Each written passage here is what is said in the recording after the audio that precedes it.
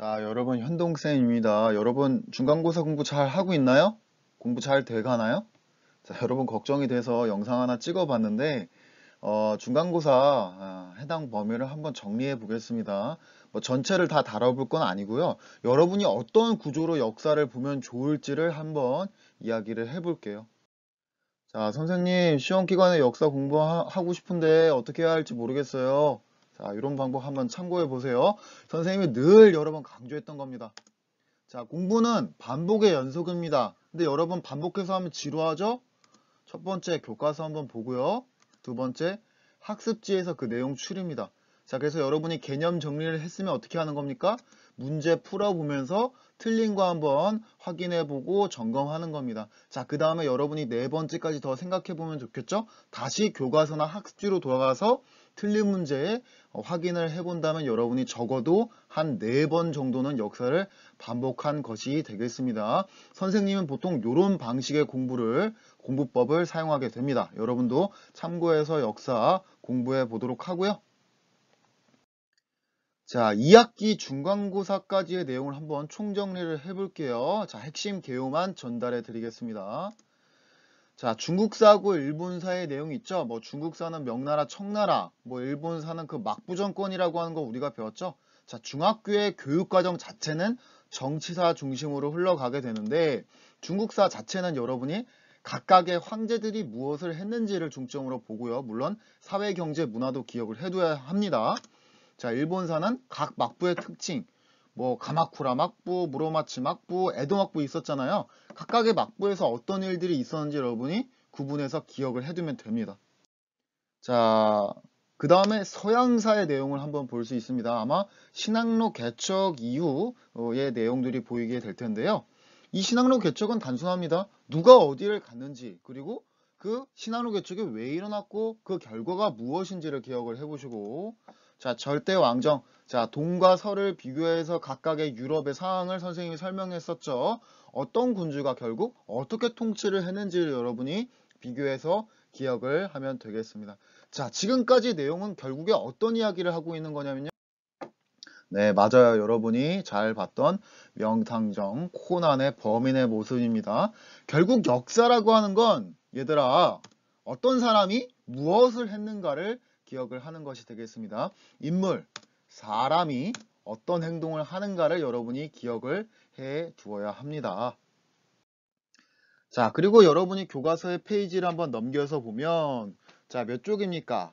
138쪽부터는 제국주의의 침략과 국민국가 건설 운동이라고 하는 내용이 나오는데, 여기서 양대립의 축은 무엇이냐? 첫 번째 억압, 두 번째 자유입니다. 여기서 가장 큰 키워드 핵심은 뭐겠어요? 시민혁명이죠. 결국 절대왕정이라고 하는 체제하고 맞서 싸우게 되는 사람들의 이야기를 우리가 중점적으로 볼 수 있겠고, 초반부에는 억압이라고 하는 절대왕정 세력들의 힘이 강했다라고 보면 됩니다. 그래서 그 사례들을 여러분이 교과서나 학습지, 문제집에서 확인을 해보고 있는 것이죠. 네, 영국이 전제 정치를 해요. 그러니까 어떻게 합니까? 의회가 뒤집어 엎으려고 하죠. 영국혁명이 일어났었습니다.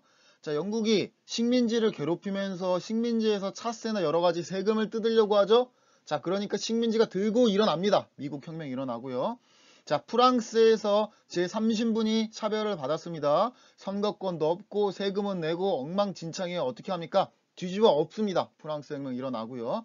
자, 빈 체제가 왕정 복구를 하고 프랑스에서 여러 가지 억압적인 정책들을 영향을 주고 있죠. 자, 그러니까 프랑스에서 결국 다시 뒤집어 엎습니다. 7월, 2월 혁명이 나타나면서 이 당시의 상황까지는 아직 1대1 균형의 모습이 나타나니까 억압과 자유의 뭔가 세력 균형의 모습이 보이고 있습니다. 어느 한쪽 세력이 힘을 압도적으로 장악하고 있지 못하다라고 하는 거죠. 자, 그런데 이게 자꾸 시간이 지나면 어떻게 될까?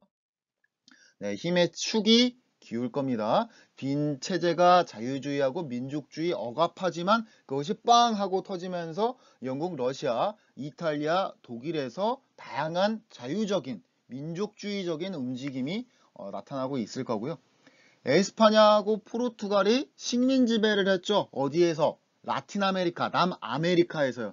그래서 결국에 이 지역의 라틴 아메리카의 그 국가들도 독립을 하게 됩니다. 그래서 억압과 자유라고 하는 여러분이 큰 틀을 보고 중간고사의 내용을 공부하면 여러분이 구조를 이해하기 쉬울 것이고, 결국 후반의 흐름은 어떻게 된다? 자유주의 쪽으로 무게가 더 쏠리게 되는 겁니다. 마치 이것은 중세시대 교황과 황제 내지 국왕의 갈등 속에서 결국 초반에는 교황이, 후반에는 왕, 국왕, 황제가 힘을 가져가게 되는 그런 힘의 구조의 변화 속에서 우리가 다양한 내용을 배웠던 것과 상동합니다. 똑같습니다. 자, 그래서 여러분은 이번 내용들 어렵게 생각하지 마시고요. 선생님이 지금 이야기한 두 가지 축, 자유냐 억압이냐, 요 두 가지를 기억하면서 시험 범위를 한번 정리해 보았으면 좋겠습니다. 자, 여러분에게 도움이 되었길 바라며, 자, 시험 공부 열심히 하세요. 여러분, 화이팅!